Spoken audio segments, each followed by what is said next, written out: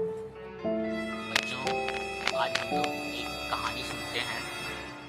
आज से करीब 200 वर्ष पूर्व जापान के दो राज्यों में युद्ध छिड़ गया। अपनी सेना की हार के बारे में सोचकर छोटे राज्य के सेनापति ने युद्ध में जाने से इनकार कर दिया। सम्राट परेशान होकर राज्य के बाहर रह रहे एक फकीर के पास पहुंचे और उनसे फौज के साथ युद्ध में जाने की प्रार्थना की। फकीर तो मान गए, किंतु फौज निराश हो गई कि भला एक फकीर युद्ध कौशल के बारे में क्या जानेगा। दुश्मन पड़ाव के पहले एक मंदिर था। फकीर ने अपनी सेना के साथ ईश्वर का आशीर्वाद लिया और एक सिक्का उछाला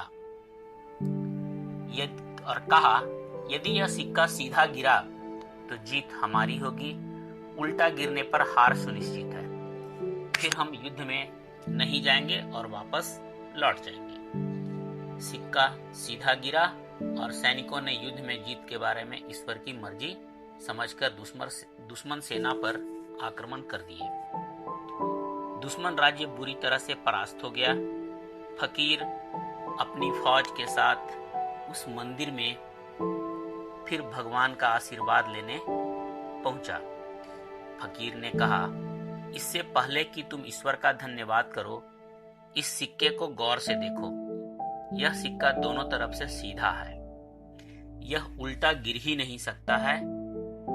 तुम जीत की आशा से भरे हुए थे, इसीलिए जीत गए। दरअसल जीवन की बड़ी से बड़ी कामयाबियां इस बात पर निर्भर नहीं करती हैं कि हम में कितनी क्षमता है। हमारी सफलता इस बात पर सबसे अधिक निर्भर करती है कि हम कितने आशावान हैं। निराशा से भरे इंसान कभी भी जीत हासिल नहीं कर सकता है।